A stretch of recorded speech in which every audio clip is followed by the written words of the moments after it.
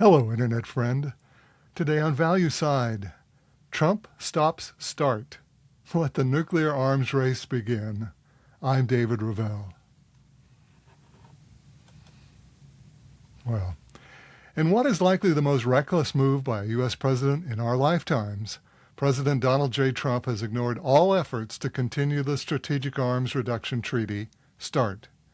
Asked by the press if he thought the extension was worthwhile, Trump replied, quote, "It sounded like a good idea," yet he did nothing.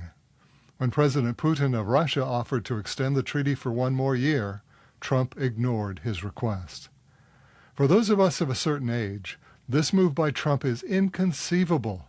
We were the generation that was forced to, quote, duck and cover in the event of a nuclear attack.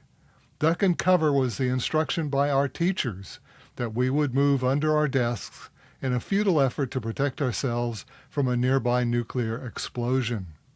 Of course, these actions were absurd. There's absolutely no possibility that hiding under a student's desk would provide any protection whatsoever. The instruction, duck and cover, became fodder for late-night comedians who ridiculed it as pure folly. But we had no alternative. There were no treaties and little communication between the United States and its chief nuclear foe, the Soviet Union. The threat of a nuclear annihilation was very real.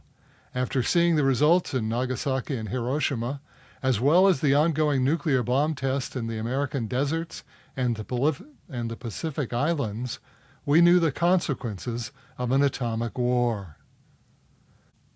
Nearly 20 years after the United States dropped those first two bombs on Japan, the USSR brought the prospect of nuclear war to our shores. The Soviets began moving nuclear-armed missiles to the tiny island of Cuba, just 90 miles from Miami. From this base, they would be able to reach the entire American East Coast, including major cities such as New York, Washington, Baltimore, and Philadelphia. Americans were stunned when President Kennedy, in a nationwide television address, announced just how real this threat was.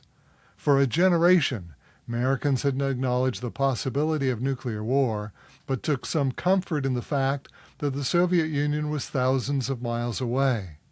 But now the Cuban Missile Crisis of 1963, that comfort was shattered.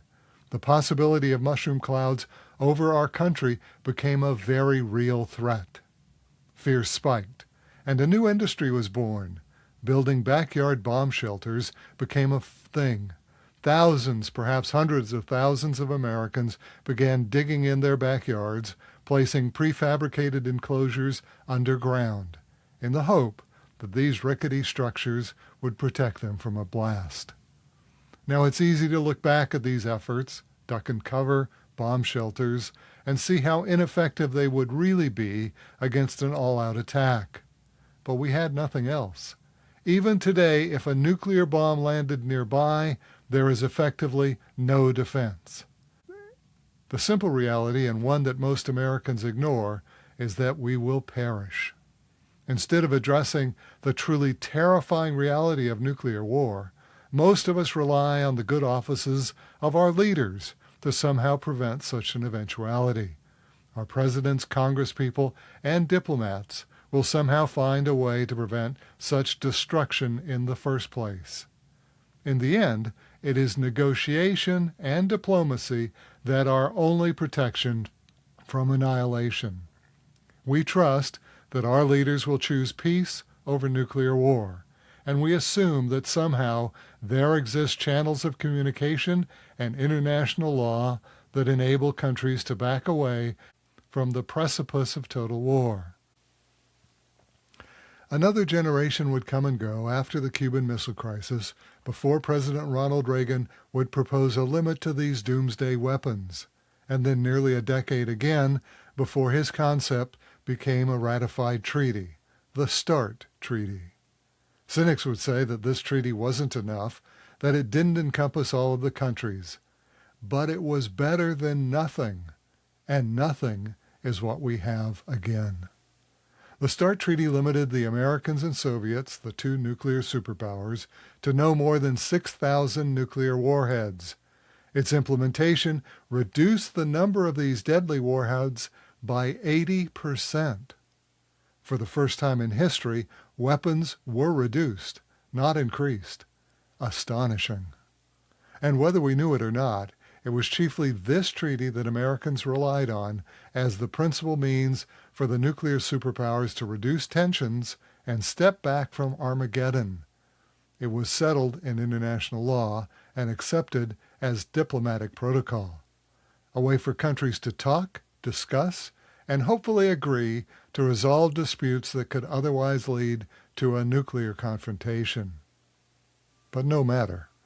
Today, President Trump has casually tossed the treaty aside. As of midnight, February 5, 2026, the United States allowed the START treaty to expire. Gone are the 37 years of peace initiative. Gone are the limits on the number of warheads each nation can possess.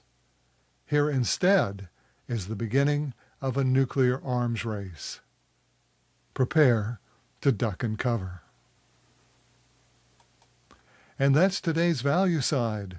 For all of our articles and podcasts, visit valueside.com. I'm David Ravel. ValueSide is independently written and researched. The views expressed are strictly my own.